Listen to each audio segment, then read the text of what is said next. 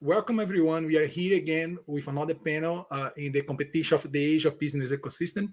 Now we are going to talk about staffing and sourcing, and I have three great people here that we are going to talk with.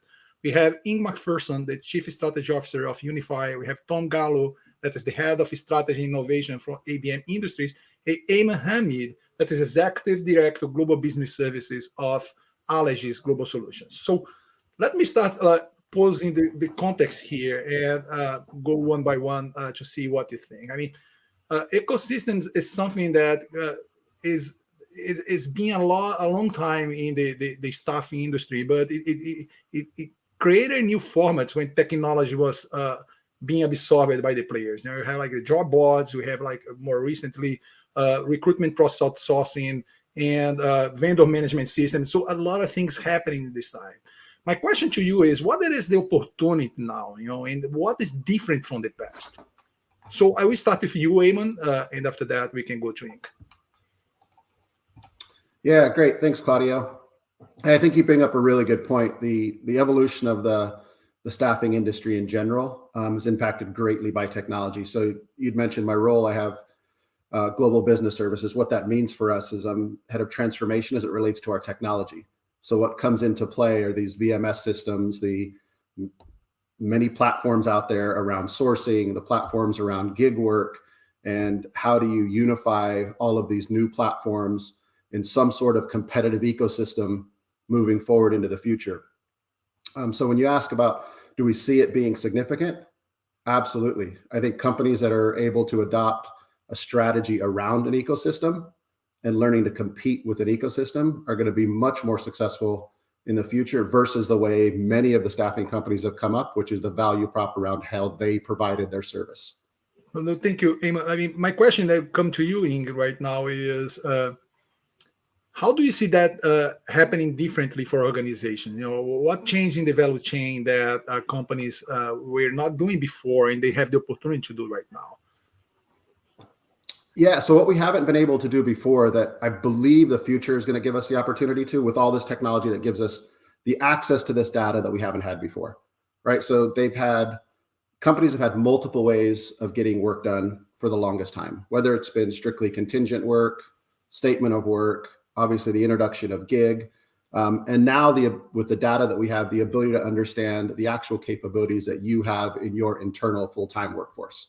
So being able in the future, being able to leverage all of that to get work done in a different way is going to be critical. The game of simply hiring people just to get work done seems to be more and more challenging. I think we'd all agree is more and more challenging as we continue to move forward.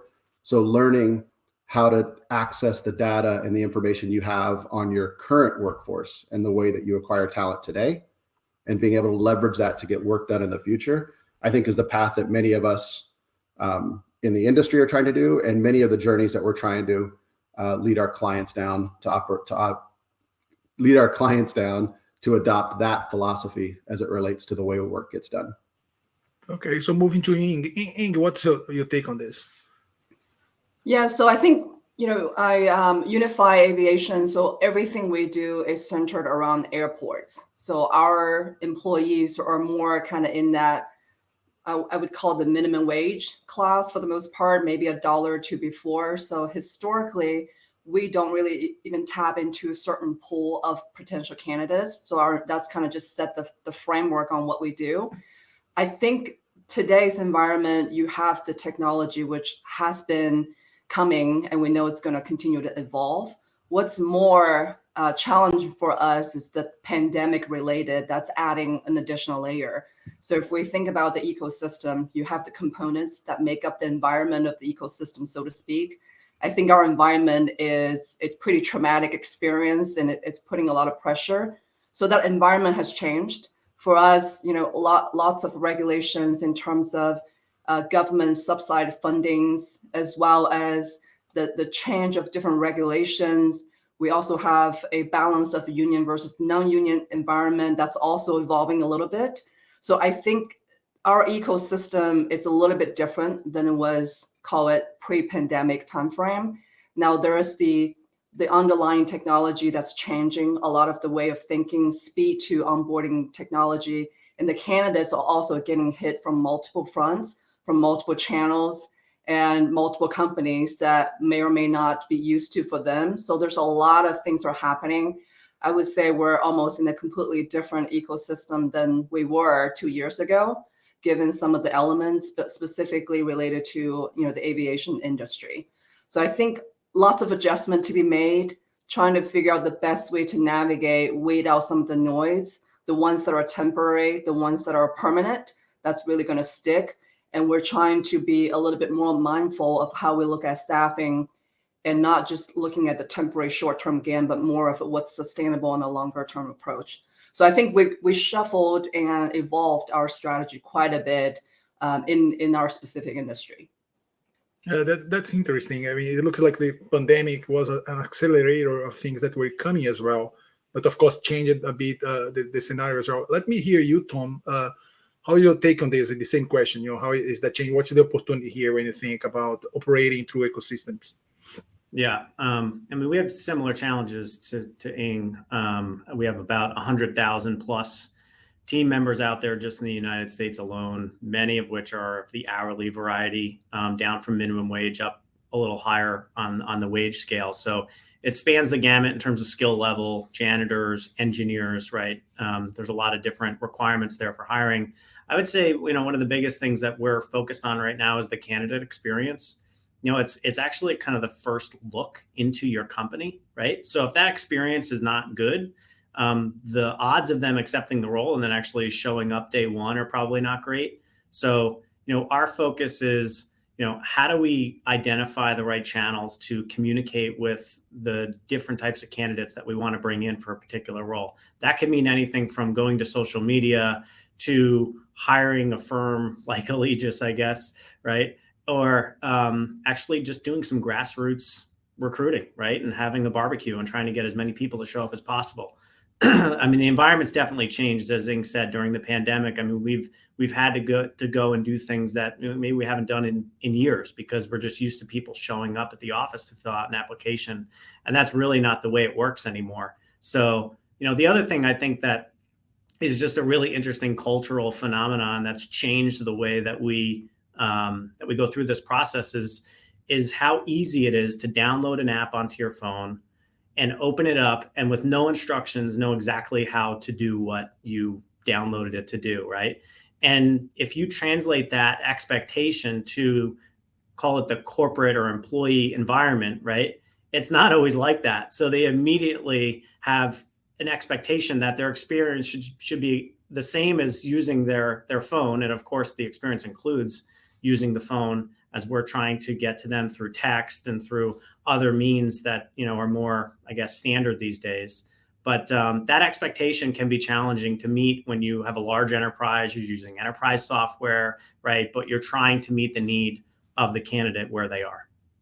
I love that. I mean, and I see that more and more companies are concerned about like the hiring, the whole experience of the employee or the temporary worker.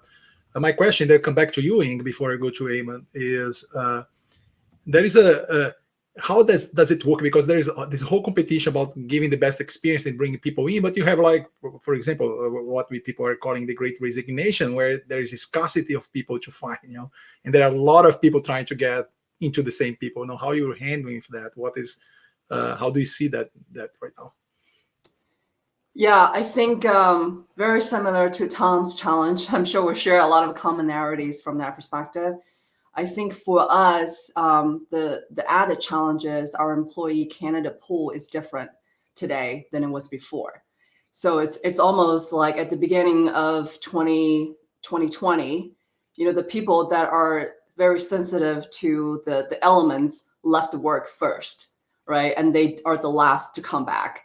And you have what you have preserved, which are probably your best employees if they're not there for the wrong reasons. So I think we did a lot of self-internal investigation and really kind of validation on why do people stay?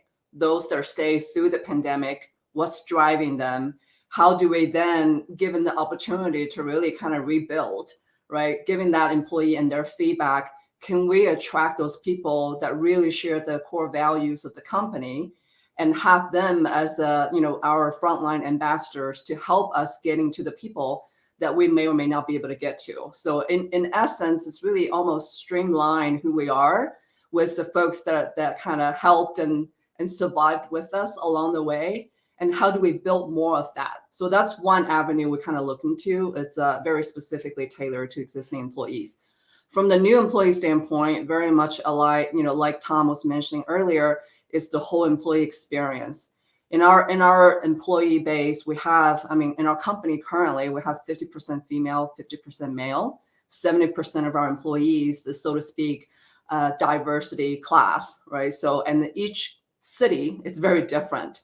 So within the cities or the locations, we almost have their mini ecosystem. So we don't really want to just have a one blended model that fits all. It's kind of, there's some core values and strengths that we want to make sure that everyone is consistent with, but allow the local team to really kind of refine and define their ecosystem and the best way to recruit.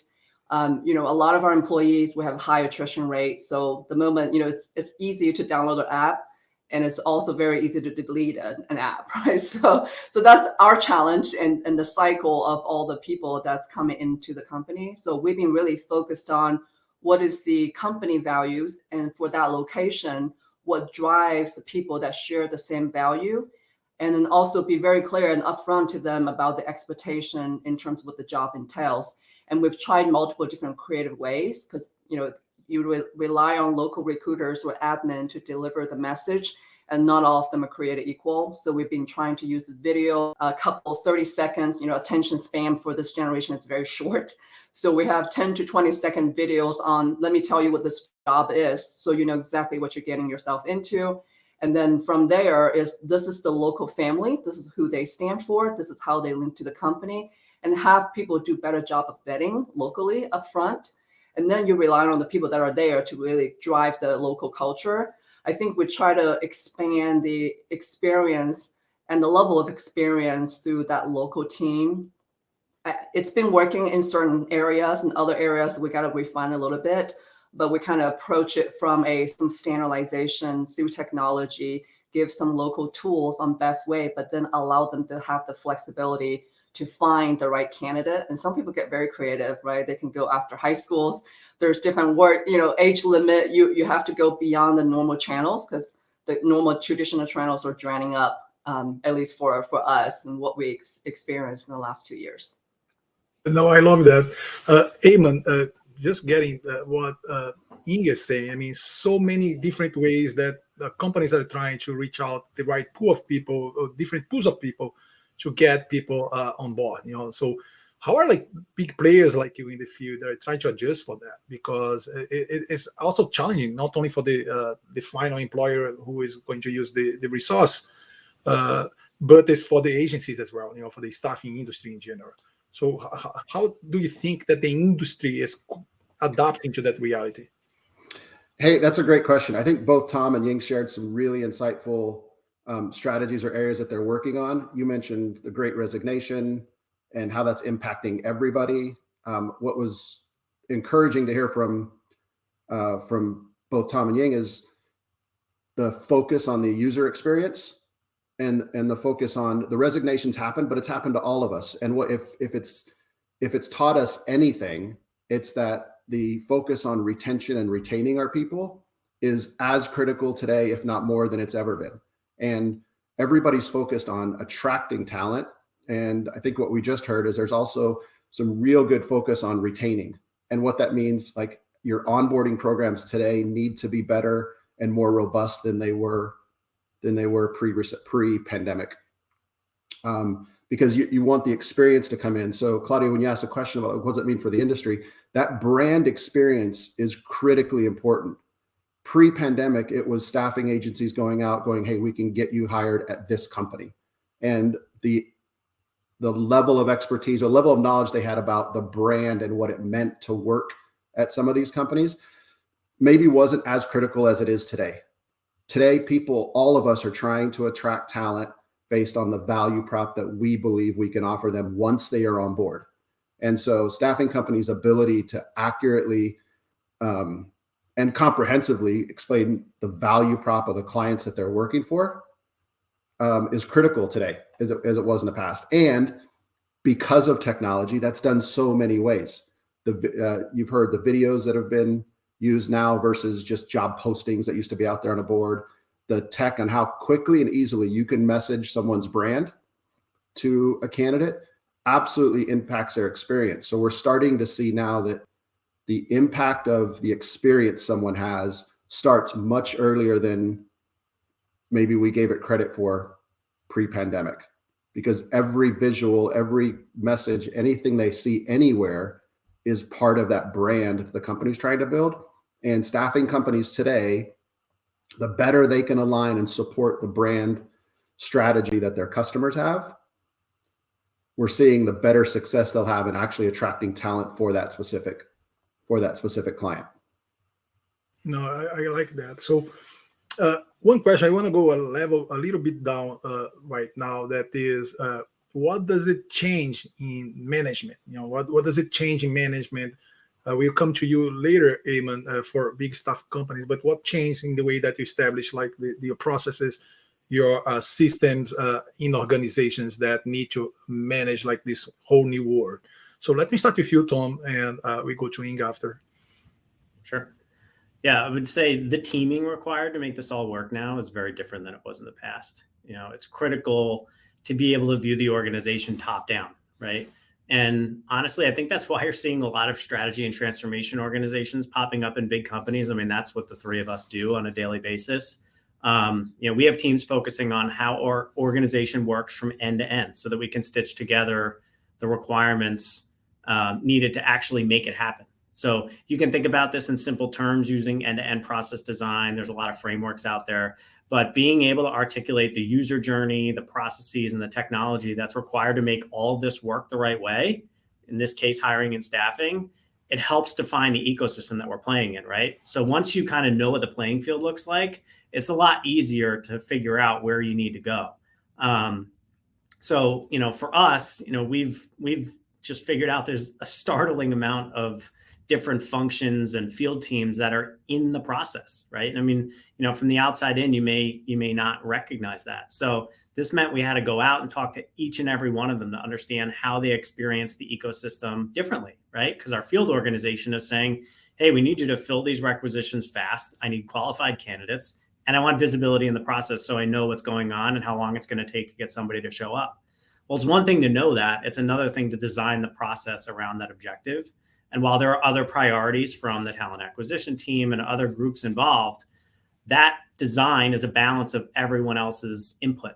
And the ecosystem works when you understand the goals of each stakeholder, right? So that's really where we've probably spent the most time trying to figure this out. Thank you, Tom. Ying, how is it for you? How do you see this transformation management in the way that you make the things happen to tackle this new situation, new context we are living? Yeah, I think for us internally, we have made some organizational changes to really kind of adapt to some of it. I think the strategy team didn't really exist about a year and a half ago. So we now have one, to Tom, similar to the point that Tom is making. And it started with, a shop of 2. Now we have 12. So I think there's a lot of emphasis around how do we navigate just from an organization standpoint. And we also created a dedicated function for employee engagement. So there's more emphasis from a people perspective that we historically never really had. And now we have a group of folks, their sole job is to really focus on improving and really kind of evolve with the ecosystem, so to speak. And I think the other thing that we've really kind of refined our priorities and focus is this data. I think a lot of times we lose candidates in the process. There's a lot of low-hanging fruit that, in the past, it doesn't matter, right? We have enough people in the pipeline, they flush through, and that's good. I think nowadays, every candidate is golden. You don't want to lose them. The last thing you want is they started, you spend all these upfront marketing and efforts to attract them in, and you lose them in the pipeline process. So we've really been very intentional from a speed to data standpoint, made a lot of investment, whether or not that's system or manpower in different ways, so that we know each candidate, and even as they exit, we attempted to call them to find out why do we lose them and where do we lose them to. I think that information, given all scheme of things, really helps drive productivity in some ways to figure out where do we focus. If this channel works, let's draw in as much as we can, drop all the other channel because it hasn't really panned out for us. And then the good candidate, candidate profile building, we spend a lot more effort in building the right profile. And if a good profile, we lose them, that's a very difficult conversation. We spend a lot of emphasis just to study the pipeline and the fallout rate during the pipeline and really kind of help us refine. So I think both from a technology data, as well as the organization change and creating a dedicated function to focus on that has been our approach to this whole challenge that we have today. That's amazing. That's fascinating. I love that. Yeah. Ayman, how is that for the big providers? I mean, what's changing management in the big providers? It's challenging, I would say, because you have right now a much more the demand is huge, the competition is huge, but the demands are narrowing, it's different right now. It's a different kind of request. It's more, as Ying and Tom said, more data-driven, driving the profile of people that would match the organization to be successful, the channels. How is that changing the staffing industry, the way they manage their clients, I'd say?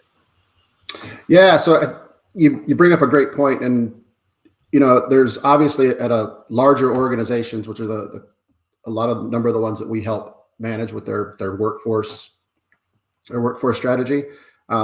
You can get lost in thinking, because it's a big organization, there are different strategies. It comes down to, I think Tom may have mentioned this early on, it comes down to the user experience, and it comes down to how fast can you influence the user experience. That's probably where everybody is spending their time.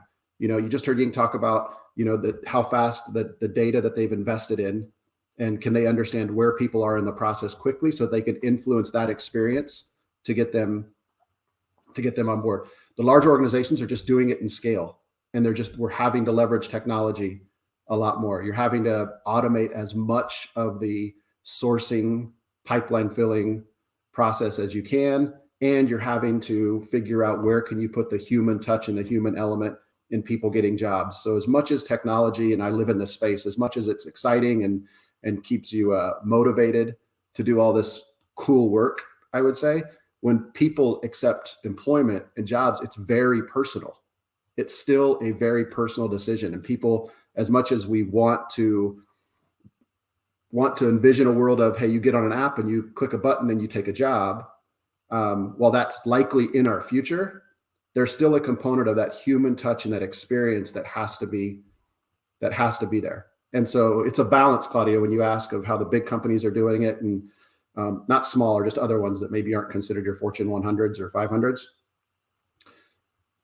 As long as we take an honest approach to how do we match technology with the human element of people getting jobs, and understand that this is a significant portion in their lives for all of us when you take a job, no matter what level of employees going into work.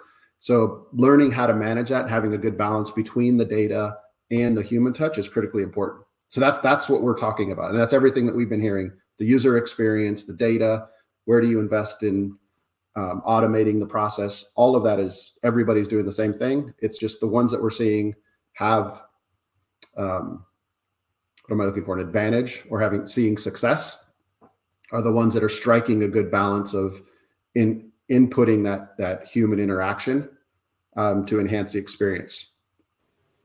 Okay, no, I got it. Yeah, I have a question. Maybe we start with Ying this time.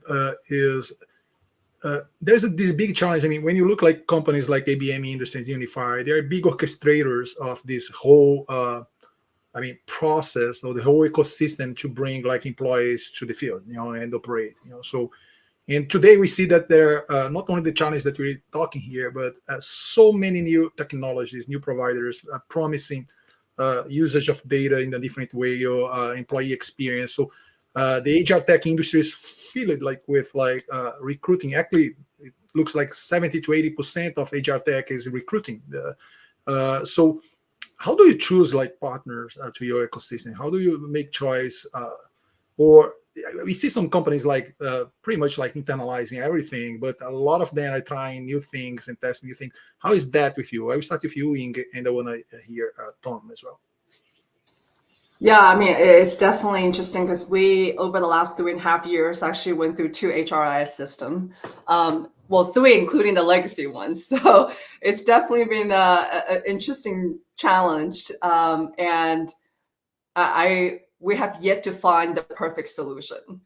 It's either it's great, but it doesn't integrate with any of the systems that we have existing in the other side of the business, or it's really good, all-inclusive system that fully integrates but provides very limited functionalities.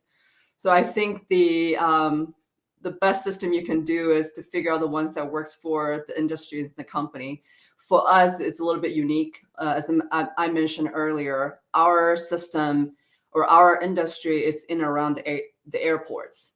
So for all of our majority of our employee has to go through a pretty elongated badging process. So for everyone that works at the airport, you have to go through the DOA and in some cases multiple layers of badging process.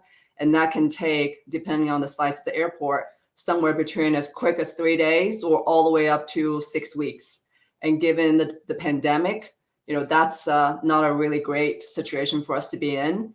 And especially in this labor intense competition market, we lose more candidates than we ever have before in the onboarding process. Because if you think about it, for the same pay, you can start working at McDonald's tomorrow, or maybe even the day you applied. Us, we can't really afford to pay them while they wait, and it's 6 weeks down the road. So how do you keep engaging those folks in those 6 weeks time period in the most extreme case, and that they come in and clock in the day they're supposed to? So I think for us, the system and the partners that we've been picking are the ones that give us the most flexibility in terms of connectivity with the employee. So I think really go back to what we have, building the right employee profile, customized perhaps to that location. We spend a lot of time studying our internal employees than we ever have before to figure out, what's the right likelihood of the candidate actually be successful in that location, given the personality and the value systems within existing employee. Because the last thing we want to do is, we spend all these onboarding costs and effort and time and investment, and they start and they quit within the first week. And a lot of times when we do the exit interview, it's about either the job wasn't what I expected, or I got a better offer, which, in those cases, you really have limited control over that, or I didn't really like the team or the environment or the manager, right? So I think we know what we can control is the pay, perhaps in some cases, but what we can control is the culture fit for that location based on their employee profile and the flexibility in these systems to allow us to understand, get feedback, whether or not that's through text messaging or email or people call. I think we measure with the system capability to say how often do they respond to our text messages versus do they really pick up the phone when someone call. And then we engage them that way. So we kind of try to customize where we can, and the partner we're looking for is someone that's very flexible from that perspective. No, that's great. So, Tom, how is it with you? I mean, so many solutions out there. How many providers? How is that the reality for you? How do you decide bringing new companies or new solutions for your ecosystem? Yeah, I mean, I wholeheartedly agree with Ying, right? There's this chasm between like super, great functionality and then like kind of enterprise software that kind of puts you in a box, and it can be hard to pick. And even when you do pick one, you're kind of saddled with the cons, I guess, of that particular solution. I would say 2 things. One is it's required us to add capabilities to our organization we didn't have before.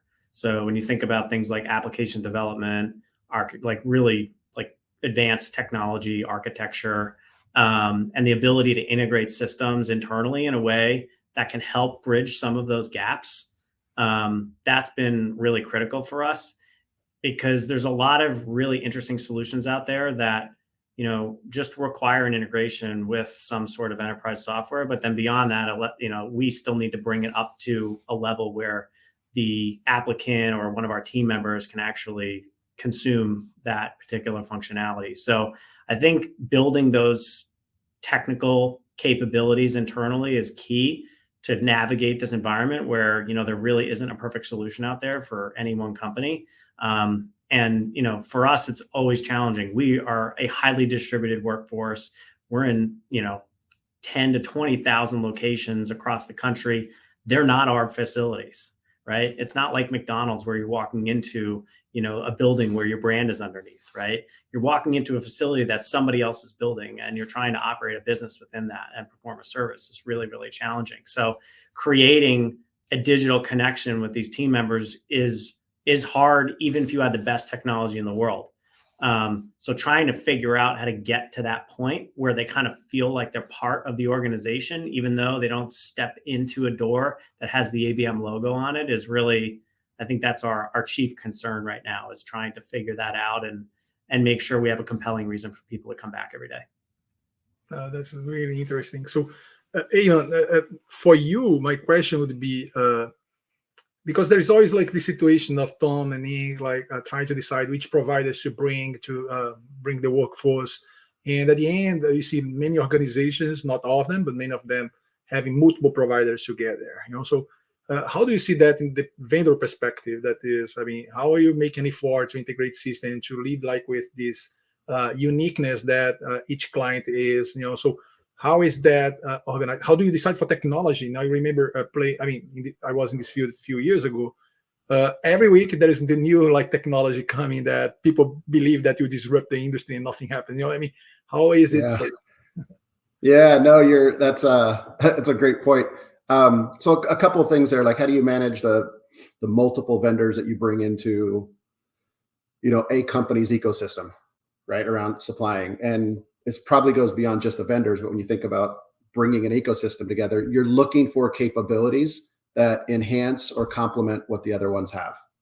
So that's what you're looking for. If you've got 4 or 5 or 6 of you competing in the same space, it's not necessarily competing apples to apples. We build an ecosystem so that the collective whole provides what the customer is looking for.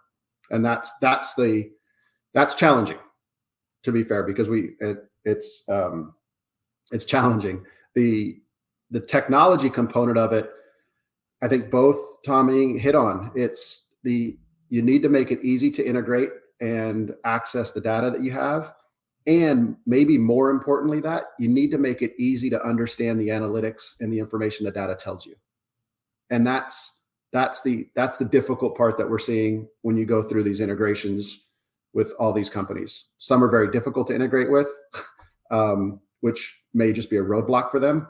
And the other ones that are easy, the next step of that is, just because you can integrate, you need to have access to the data. The challenge that there is so many integrations out there and there's so much data, it can be very difficult to consume, and it can be very difficult to analyze, and it can be very difficult to say, what does that data help me? What decision does that data help me make? And so figuring out a strategy to help you do that, and to align the companies that you're bringing into your ecosystem, to align them to your strategy, whether that's 2, 3, 5 years, long-term, whatever it is critical. Ying's commented on it, HRIS systems. Nobody has found a dominant player in that space simply because of that, because it's difficult to connect them to a long-term strategy. They constantly meet kind of mid or short-term strategies, and then you find challenges and you move on to something else. Yeah, no, I love that. A lot of people say that any company are become technology companies. I can see that reality happen here. You see what was only a human problem in the past, how to recruit, how to find them, it became like a technology problem as well. You need to integrate, you need to different vendors, you need to leverage, and the marketing as well. You need to attract these people, you need to market for them. It's much more holistic and difficult today. So going to the end of your session here, what I would like to hear is, suppose many players out there in the field that play standalone, they try to sell their solution out there, and are not successful as well because they don't have this ecosystem mentality. Right? Where do they amplify their presence in the whole system to support a company? Where the core area that they can make a difference in this whole process? How do they integrate, like Ayman was saying, their part with the organization. My question to you right now is, what would you suggest people in this field that could make a difference when they are trying to bring their solution to the field? What would you recommend these companies to be more effective playing in ecosystems? That's the general question. So I will start with you, Tom, and we go Ying, and we end with Ayman. Yeah, so I'll add two things to the pile here. I'm sure Ying and Ayman will add more. One would be maybe just the earlier point around really mapping out the ecosystem. Like, you need to know the playing field. You have to understand the environment you're operating in, and you need to have a vision of where you want it to go, right? So it's one thing to kind of understand what the current state is, but what do you want it to be 3, 5, 10 years from now? And what are the things that you need to do to get there, right? So that would be number one. Number two would be what now, like how do you actually execute on that, right? It's one thing to have a vision, but it's another thing to actually go and do it. And, this is where, Ying brought up before the data analytics capabilities. We've been talking about our strategy capabilities and the way we execute on our transformations. I also think change management is just a huge component of this, right? Because we've been talking about technology a lot, and we've been talking about the human element of technology, but then there's the actual people that support the technology, right? And that tends to be some of the most challenging components of this whole process. Is there's somebody behind that technology that receives that, work order or that data request or what have you. And, we have to figure out how to make those processes better so the end users on both sides of it have a good experience, and the efficiencies are there that you set out to achieve by implementing technology in the first place. So those would be my recommendations, Claudio. Ying, what would you add? Yeah, I think what Tom said is spot on. It's very similar to kind of what I had in mind as well. I think the only thing I would add to that is, if you think about any ecosystem, it's really got 4 core elements. You got all the kind of the non-living portion, all the elements that creates the environment that's conducive for or has to be conducive for that particular ecosystem. And then you have the producers at the bottom that kind of initiates all the lifeblood of the ecosystem, which in our case is the candidates and the need to really continue to have hourly employee workforce, right? That's very different than a salary-based workforce. And then up further down up the chain, you have basically the consumer of the chain of the ecosystem, and then you have the decomposers that basically recreate the elements or contribute to the elements to do all of that. And I think in our environment, kind of putting things in those 4 buckets, the way I was thinking about it is we got to figure out what ecosystem we're in today and what stage of the 4 categories. Because if you think about it, some categories are more mature and they're reaching a tipping point and they can completely change the ecosystem. And then the newcomers coming in, they can, again, add different elements. So I think understanding, kind of similar to what Tom is mentioning, mapping out what is the current stages of those ecosystems and how the behaviors are changing and which ones are about to reach a tipping point. And what I meant by that is, at which point would the hourly employee and the wage and all that benefit reach a point where the people that are a consumer of the ecosystem no longer have the appetite for it, right? So we got to balance that out. And sometimes we create unnecessary competitions amongst each other to kind of really changing or helping certain elements of ecosystem reaching that tipping point. That's very unnecessary. So we got to be smart about doing that. Some things are temporary, some things are more permanent. You got to weed out what's temporary, what's permanent, and really making any decisions based on addressing the present, but also build the foundation for the future. And I think that's something to be mindful, and it's something kind of hard lesson learned in the hard way through the last couple of years. But I think that's something we are paying a little bit more attention. And I think the consumer of the ecosystem is also appreciated a little bit better in the different ways. So that would be what I would add to that, understanding where you are and how you're contributing to the overall ecosystem, because we're all in this together. Yeah, I love it. Yeah, Ayman, what's your contribution here? I mean, what would you recommend to these companies trying to play in an ecosystem-based view of the system? Yeah, it's a good question. It's tough. I think Tom and Ying described it really well. I think if you're your staffing company wanting to play in this ecosystem, like how do you best support the biggest companies. I think your ability to be flexible and understand what problem you're really solving for the client, because clients are asking for, and I think we've heard it today in the time that we've been talking, we're looking for solutions to help us today. We need to get through the Great Recession. We need to get through the immediate post-pandemic. And we have a strategy on we need to address these problems going forward. And so companies that can align themselves to that value prop for us, companies that can say, I can help you with today because this is the value that I bring today.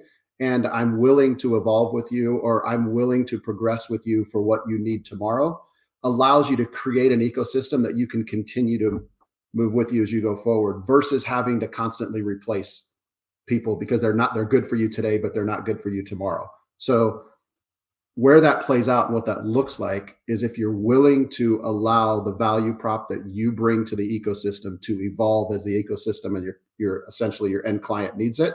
If you're willing to build an organization and be agile enough to go along that path, our belief is you're going to have a lot more success in the future, and you'll likely have long-term customers versus having to pop in and pop out based on a value that you provide. So it's the willingness of organizations today to understand who they are and what they provide today, and their willingness to understand that their value in the future may not be exactly the same, and their willingness to go along that path. Thank you. Thanks so much. That's a great contribution. I mean, for me, a big conclusion is there are a lot of space, but people need to be open and collaborative in order to try to find out what's the best way to solve the clients, and solve the client. And I love your comment at the end, that is solve the problem of today and get together, to evolve together, for the future. I think that's a good kind of mindset that companies could use to help companies. That's great. So we are ending the panel right now. I want to thank you all for being here. So thank you, Ayman. Thank you, Tom. Thank you, Ying. Thank you all that were watching this panel. I hope you can watch other panels that we are developing here in the business ecosystem discussions. Thank you.